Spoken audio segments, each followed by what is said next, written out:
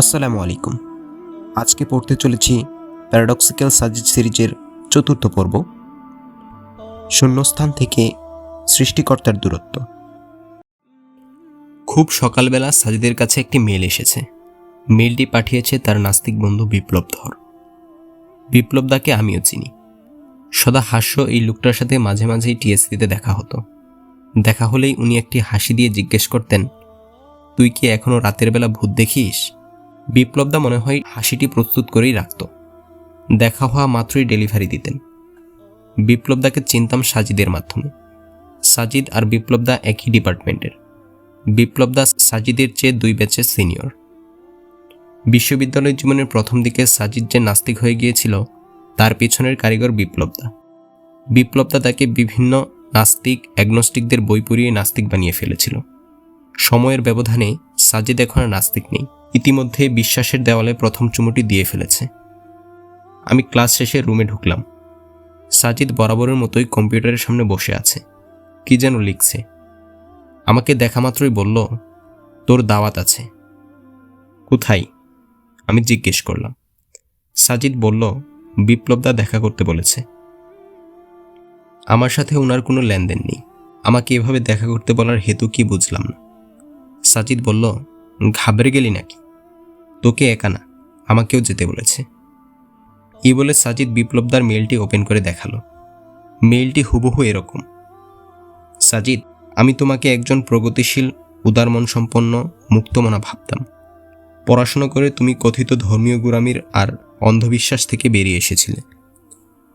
কিন্তু তুমি যে আবার সেই অন্ধবিশ্বাসের জগতে ফিরে যাবে সেটা কল্পনাও করিনি। আজ বিকালে বাসায় এসো, তোমার সাথে আলাপ আছে। আমরা খাওয়া দাওয়া করে জোহরের নামাজ পড়ে বিপ্লবদার সাথে দেখা করার জন্য বের হলাম। বিপ্লবদা আগে থাকতেন বনানী, এখন থাকেন কাটাবনে। জ্যাম কাটিয়ে আমরা যখন বিপ্লবদার বাসায় পৌঁছলাম তখন আসরের ওয়াক্ত হয়ে গেছে। বিপ্লবদার সাথে হ্যান্ডশেক করে আমরা বসলাম না। সাজিদ বলল, দাদা, আলাপ একটু পরে হবে, আগে আসরের নামাজটা পড়ে আসি। বিপ্লবদা না করলেন না। আমরা বেরিয়ে গেলাম। পার্শ্ববর্তী মসজিদে আসরের নামাজ পড়ে ব্যাক করলাম। বিপ্লবদা ইতিমধ্যেই কফি তৈরি করে রেখেছেন, খুবই উন্নত মানের কফি। কফির গন্ধটা পুরো ঘরময় ছড়িয়ে পড়ল মুহূর্তেই। সাজিদ কফি হাতে নিতে নিতে আমাকে উদ্দেশ্য করে বলল, জানিস, বিপ্লবদার এই কফি বিশ্ববিখ্যাত, ভূমধ্যসাগরীয় অঞ্চলের কফি। বিপ্লবদা কানাডা থেকে অর্ডার করিয়ে আনেন। কফির কাপে চুমুক দিয়ে মনে হলো আসলেই সত্যি, এত ভালো কফি হতে পারে ভাবাই যায় না। সাজিদ এবার বিপ্লবদার দিকে তাকিয়ে বলল, আলাপ শুরু হোক। বিপ্লবদার মুখে সদা হাস্য ভাবটা আজকে নেই। উনার পরম শিষ্যের এরকম অধপতনে সম্ভবত মন কিছুটা বিষণ্ণ। বললেন, তোমার সিদ্ধান্তের প্রতি আমার যথেষ্ট শ্রদ্ধা আছে, তবে তোমাকে একটি বিষয়ে বলার জন্যই আসতে বলেছি। হয়তো তুমি ব্যাপারটি জেনে থাকবে, তবুও।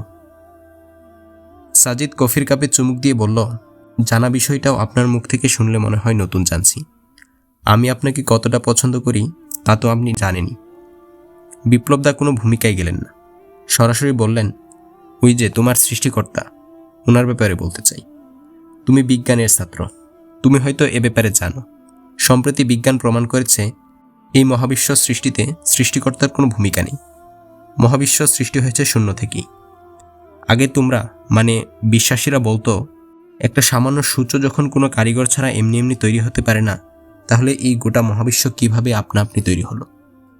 কিন্তু বিজ্ঞান এখন বলছে এই মহাবিশ্ব শূন্য থেকে আপনা আপনি তৈরি হয়েছে, কারো সাহায্য ছাড়াই।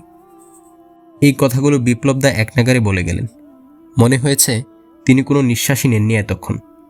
সাজিদ বলল, অদ্ভুত তো, তাহলে তো আমাকে আবার নাস্তিক হয়ে যেতে হবে দেখছি। হা হা হা হা হা। সাজিদ চমৎকার একটা হাসি দিল। বিপ্লবদা সেদিকে মনোযোগ দিয়েছেন বলে মনে হলো না। উনি মোটামুটি একটা লেকচার শুরু করেছেন। আমি আর সাজিদ খুব মনোযোগী ছাত্রের মতো ওনার বৈজ্ঞানিক কথাবার্তা শুনছিলাম। তিনি যা বুঝালেন তার সারসংক্ষেপ ঠিক এরকম। পদার্থবিজ্ঞানের নতুন দিগন্তের উন্মোচন করেছে কোয়ান্টাম মেকানিক্স। এই কোয়ান্টাম মেকানিক্সে একটি থিওরি আছে, সেটি হতে কোয়ান্টাম ফ্ল্যাকচুয়েশন। এই কোয়ান্টাম ফ্ল্যাকচুয়েশনের মূল কথা হলো, মহাবিশ্বে পরম শূন্যস্থান বলে আদতে কিছু নেই। মানে আমরা যেটাকে নাথিং বলে এতদিন জেনে এসেছি, বিজ্ঞান বলছে আদতে নাথিং বলে কিছুই নেই। প্রকৃতি শূন্যস্থান পছন্দ করে না। তাই যখনই কোনো শূন্যস্থান তৈরি হয়, সেখানে 1 সেকেন্ডের বিলিয়ন ভাগের 1 ভাগ সময়ের মধ্যে কণা ও প্রতিকণা তৈরি হচ্ছে এবং একটির সাথে অন্যটির ঘর্ষণে ধ্বংস হয়ে যাচ্ছে। তোমরা কি জানো কোয়ান্টাম ফ্ল্যাকচুয়েশনের ধারণা কোথা থেকে এসেছে? আমি বললাম না। বিপ্লবদা আবার বলতে শুরু করলেন, এই ধারণা এসেছে হাইজেনবার্গের বিখ্যাত অনিশ্চয়তার নীতি থেকে। হাইজেনবার্গের সেই বিখ্যাত সূত্রটা তোমরা জানো নিশ্চয়ই। সাজিদ বলল, হ্যাঁ। হাইজেনবার্গ বলেছেন, আমরা কখনো একটি কণার অবস্থান এবং এর ভরবেগের সঠিক পরিমাণ একসঙ্গে অ্যাকুরেটলি জানতে পারবো না। যদি অবস্থান সঠিকভাবে জানতে পারি, তাহলে এর ভরবেগের মধ্যে গলদ থাকবে। আবার যদি ভরবেগ সঠিকভাবে জানতে পারি, তাহলে এর অবস্থানের মধ্যে গলদ থাকবে। দুটো একই সঙ্গে সঠিকভাবে জানা কখনোই সম্ভব না। এটা যে সম্ভব না, এটা বিজ্ঞানের অসারতা নয়, আসলে এটা হলো কণার ধর্ম বা বৈশিষ্ট্য। বিপ্লবদা বললেন, এক্স্যাক্টলি, একদম তাই। হাইজেনবার্গের এই নীতিকে শক্তি আর সময়ের ক্ষেত্রে ব্যবহার করা যায়। হাইজেনবার্গের এই নীতি যদি সত্যি হয়, তাহলে মহাবিশ্বের শূন্যস্থান বলে কিছু থাকতে পারে না। যদি থাকে, তাহলে তার অবস্থান ও ভরবেগ দুটোই শূন্য চলে আসে, যা হাইজেনবার্গের নীতি বিরুদ্ধ। এটুকু বলে বিপ্লবদা একটু থামল। পট থেকে কফি ঢালতে ঢালতে বললেন, বুঝতেছো তোমরা? সাজিদ বুঝেছে কিনা জানি না, তবে আমার কাছে ব্যাপারটি দুর্বোধ্য মনে হলেও বিপ্লবদার উপস্থাপন ভঙ্গিমা সেটাকে অনেকটাই প্রাজ্জ্বল করে তুলেছে। ভালো লেগেছে। বিপ্লবদা কফিতে চুমুক দিলেন। এরপর আবার বলতে শুরু করলেন, তাহলে তোমরা যে বলো বিগ ব্যাংয়ের আগে কিছুই ছিল না, না সময়, না শক্তি, না অন্য কিছু, তাহলে বিগ ব্যাংয়ের বিস্ফোরণটি হলো কিভাবে? এর জন্য নিশ্চয়ই কোনো শক্তির দরকার, কোনো বাহ্যিক বল দরকার, তাই না? এটা বলে তোমরা স্রষ্টার ধারণাকে জায়েজ করতে। তোমরা বলতে এই বাহ্যিক বলটা এসেছে স্রষ্টার কাছ থেকে। কিন্তু দেখো, বিজ্ঞান বলছে এখানে স্রষ্টার কোনো হাত নেই। বিগ ব্যাং হওয়ার জন্য যে শক্তি দরকার ছিল, সেটা এসেছে এই কোয়ান্টাম ফ্ল্যাকচুয়েশন থেকে। সুতরাং মহাবিশ্ব তৈরিতে স্রষ্টার অস্তিত্বকে বিজ্ঞান সরাসরি না বলে দিয়েছে। আর তোমরা এখনও স্রষ্টা স্রষ্টা করে কোথায় যে পড়ে আছো, তা আমি বুঝতে পারি না। এতটুকু বলে বিপ্লবদার চোখ মুখ ঝলমলিয়ে উঠল। মনে হচ্ছে উনি যে উদ্দেশ্যে আমাদের ডেকেছেন তা সফল হয়ে গেছে। আমরা হয়তো ওনার বিজ্ঞানময় এই জ্ঞানগর্ভর লেকচার শুনে এক্ষুনি নাস্তিকতার উপর ঈমান নিয়ে আসব। যাই হোক, ইতিমধ্যে সাজিদ 2 কাপ কফি গিলে ফেলেছে। নতুন 1 কাপ কফি ঢালতে ঢালতে সে বলল, এই ব্যাপারে স্টিফেন হকিংয়ের বই আছে, নাম দ্য গ্র্যান্ড ডিজাইন। এটা আমি পড়েছি। সাজিদের কথা শুনে বিপ্লবদাকে খুব খুশি মনে হলো। তিনি বললেন, বাহ, তুমি তাহলে পড়াশোনা স্টপ করনি। বেশ বেশ, পড়াশোনা করবে, বেশি বেশি পড়বে। যত পড়বে তত দৃষ্টিভঙ্গির প্রসারতা বাড়বে। সাজিদ হাসল। সে হেসে বলল, কিন্তু দাদা, এই ব্যাপারে আমার কনফিউশন আছে। কোন ব্যাপারে? বিপ্লবদার প্রশ্ন। স্টিফেন হকিং আর লিওনার্ড স্লুদিনোর বইয়ের ব্যাপারে। বিপ্লবদা একটু থতমত খেলো মনে হলো। সম্ভবত মনে মনে বলছেন, এই ছেলে দেখছি ক্ষুধার উপর ক্ষুধাগিরি করছে। তিনি বললেন, ক্লিয়ার করো। সাজিদ বলল, আমি 2 দিক থেকেই এটার ব্যাখ্যা করব, বিজ্ঞান ও ধর্ম, যদি অনুমতি দেন। বিপ্লবদা বললেন, অবশ্যই। আমি মুগ্ধ শ্রোতা। গুরু আর প্রাক্তন শিষ্যের তর্ক জমে উঠেছে। সাজিদ বলল, প্রথম কথা হচ্ছে স্টিফেন হকিংয়ের এই থিওরিটা এখনও থিওরি, সেটা ফ্যাক্ট নয়। এই ব্যাপারে প্রথম কথা বলেন বিজ্ঞানী লরেন্স ক্রাউন্স। তিনি এটা নিয়ে একটি বিশাল সাইজের বই লিখেছেন। বইটার নাম ছিল এ ইউনিভার্স ফ্রম নাথিং। অনেক পরে এখন স্টিফেন হকিংস এটা নিয়ে ওনার দ্য গ্র্যান্ড ডিজাইনে কথা বলেছেন। ওনার এই বইটা প্রকাশ হওয়ার পর সিএনএনের এক সাংবাদিক হকিংকে জিজ্ঞাসা করেছিলেন, আপনি কি ঈশ্বরে বিশ্বাস করেন? হকিং বলেছিলেন, ঈশ্বর থাকলেও থাকতে পারে, তবে মহাবিশ্ব তৈরিতে তার প্রয়োজন নেই। বিপ্লবদা বলল, সেটাই। উনি বুঝালেন যে ঈশ্বর মূলত ধার্মিকদের একটি অকার্যকর বিশ্বাস। হকিং কি বুঝিয়েছেন জানি না, কিন্তু হকিংয়ের ওই বইটি অসম্পূর্ণ, কিছু বিতর্ক আছে। বিপ্লবদা কফির কাপ রাখতে রাখতে বললেন, বিতর্ক মানে? দাঁড়ান, বলছি। বিতর্ক মানে উনি কিছু বিষয় বইতে পরিষ্কার করেননি। যেহেতু এটা বিজ্ঞান মহলে প্রমাণিত সত্য নয়, তাই এটা অনেক বিতর্কিত হয়েছে। উনার বইতে যে বিতর্কগুলো আছে সেগুলো ধারাবাহিকভাবে বলছি। বিতর্ক নাম্বার 1, হকিং বলেছেন শূন্য থেকেই কোয়ান্টাম ফ্ল্যাকচুয়েশনের মাধ্যমে বস্তুকণা তৈরি হয়েছে এবং সেটা মহাকর্ষ বলের মাধ্যমে নিউট্রালাইজড হয়েছে। এখানে প্রশ্ন হলো, শূন্য বলতে হকিং কি একদম নাথিং বুঝিয়েছেন নাকি কোয়ান্টাম ভ্যাকুয়াম বুঝিয়েছেন? সেটা পরিষ্কার করেননি। হকিং বলেছেন শূন্যস্থানে বস্তুকণার মাঝে কোয়ান্টাম ফ্ল্যাকচুয়েশন হতে হলে সেখানে মহাকর্ষ বল প্রয়োজন, কিন্তু ওই শূন্যস্থানে ঠিক কোথা থেকে এবং কিভাবে মহাকর্ষ বল এলো তার কোনো ব্যাখ্যা হকিং দেননি। বিতর্ক নাম্বার 2। হকিং তার বইতে বলেছেন মহাবিশ্ব তৈরি হয়েছে একদম শূন্য থেকে, কোয়ান্টাম ফ্ল্যাকচুয়েশনের মাধ্যমে। তখন সময়ের আচরণ আজকের সময়ের মতো ছিল না, তখন সময়ের আচরণ ছিল স্থানের মতো, কারণ এই ফ্ল্যাকচুয়েশন হওয়ার জন্য প্রাথমিকভাবে সময়ের দরকার ছিল না, স্থানের দরকার ছিল। কিন্তু হকিং তার বইতে একথা বলেননি যে সময় মহাবিশ্বের একদম শুরুতে স্থানের মতো আচরণ করেছে, সেই সময় পরে ঠিক কবে আর কখন থেকে আবার টাইমের মতো আচরণ করতে শুরু করলো এবং কেন। আমি বিপ্লবদার মুখের দিকে তাকালাম, তার চেহারার উৎফুল্ল ভাবটা চলে গেছে। সাজিদ বলে যাচ্ছে, বিতর্ক নাম্বার 3। পদার্থবিদ্যার যে সূত্র মেনে কোয়ান্টাম ফ্ল্যাকচুয়েশন হয়ে মহাবিশ্ব তৈরি হলো, তখন শূন্যাবস্থায় পদার্থবিদ্যার এই সূত্রগুলো বলবৎ থাকে কি করে? এটার ব্যাখ্যা হকিং দেননি। বিতর্ক নাম্বার 4। আপনি বলেছেন প্রকৃতি শূন্যস্থান পছন্দ করে না, তাই শূন্যস্থান পছন্দ করতে আপনি কোয়ান্টাম ফ্ল্যাকচুয়েশন হয়ে মহাবিশ্ব তৈরি হয়েছে।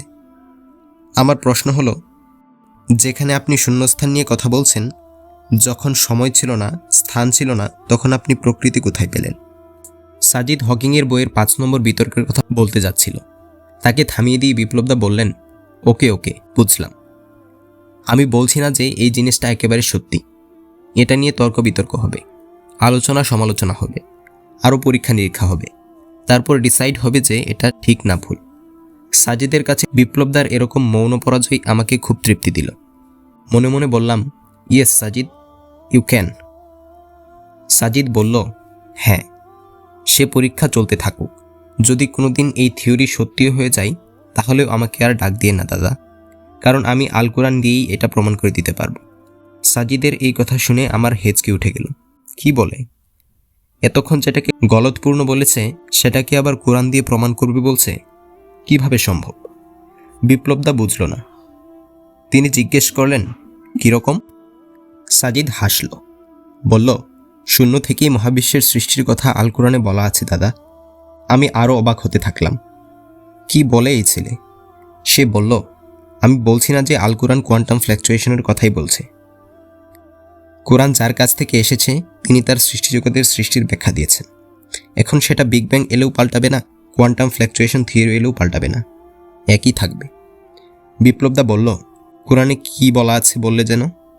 সাজিদ বলল, সূরা বাকারার 117 নম্বর আয়াতে বলা হয়েছে, যিনি মহাকাশ ও পৃথিবীকে অনস্তিত্ব থেকে অস্তিত্বে আনেন এবং যখন তিনি কিছু করবার জন্য সিদ্ধান্ত গ্রহণ করেন তখন শুধু বলেন হও, আর তা হয়ে যায়। Creator of the heavens and the earth of nothingness, he only say to when he wills a thing be and it is. দেখুন, আমি আবারও বলছি, এটা বলছি না যে আল্লাহ তাআলা কোয়ান্টাম ফ্ল্যাকচুয়েশনের কথাই বলছেন। তিনি তার সৃষ্টির কথা বলছেন। তিনি অনস্তিত্ব থেকে অস্তিত্ব এনেছেন। এমন না যে আল্লাহ তাআলা তার হাত দিয়ে প্রথমে মহাবিশ্বের ছাদ বানালেন, তারপর তাতে সূর্য, চাঁদ, গ্যালাক্সি এগুলো একটা একটা করে বসিয়ে দিয়েছেন। তিনি কেবল নির্দেশ দিয়েছেন। হকিংও একই কথা বলছেন, কিন্তু তারা বলছে এটা এমনি এমনি হয়ে গেছে, শূন্য থেকেই। আল্লাহ তাআলা বলেছেন, না, এমনি হয়নি, আমি যখন নির্দেশ করেছি হও, তা হয়ে গেল। হকিং ব্যাখ্যা দিতে পারছে না এই কোয়ান্টাম ফ্ল্যাকচুয়েশনের জন্য মহাকর্ষ বল কোথা থেকে এলো, সময় কেন, কিভাবে স্থান হলো, পরে আবার সেটা সময় হলো। কিন্তু আমাদের স্রষ্টা ব্যাখ্যা দিয়েছেন। তিনি বলেছেন হতে, আর তা হয়ে গেল। ধরুন একজন ম্যাজিশিয়ান ম্যাজিক দেখাচ্ছে। ম্যাজিশিয়ান বসে আছে স্টেজের এক কোণায়, কিন্তু সে তার চোখের ইশারায় ম্যাজিক দেখাচ্ছে। দর্শক দেখছে, খালি টেবিলের উপর হঠাৎ একটা কবুতর তৈরি হয়ে গেল এবং সেটা উড়েও গেল। দর্শক কি বলবে এটা কোয়ান্টাম ফ্ল্যাকচুয়েশনের মাধ্যমে হয়ে গেছে? না, বলবে না। এর পেছনে ম্যাজিশিয়ানের কারসাজি আছে।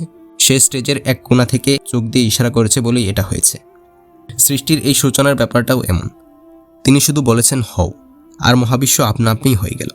আপনাদের সেই শূন্যস্থান থেকে স্রষ্টার দূরত্ব কেবল ওই হও পর্যন্তই। মাগরিবের আজান পড়তে শুরু করেছে। বিপ্লব দাদাকে অনেকটাই হতাশ হতে দেখলাম। আমরা বললাম, আজ তাহলে উঠি। উনি একটা নিঃশ্বাস ছেড়ে বললেন, এসো। আমরা বেরিয়ে পড়লাম। আমি অবাক হয়ে সাজিদের দিকে তাকিয়ে আছি। কে বলবে এই ছেলেটা গত বছর 6 মাস আগেও নাস্তিক ছিল, নিজের গুরুকেই কিরকম কুপকাত করে দিয়ে এলো। কোরআনের সূরা বাকারার 117 নম্বর আয়াতটি কত শতবার পড়েছি, কিন্তু এভাবে কোনোদিন ভাবিনি। আজকে এটা সাজিদ যখন বিপ্লবদাকে বুঝিয়েছিল, মনে হচ্ছিল আজকেই নতুন শুনছি এই আয়াতের কথা। গর্ব হতে লাগলো আমার।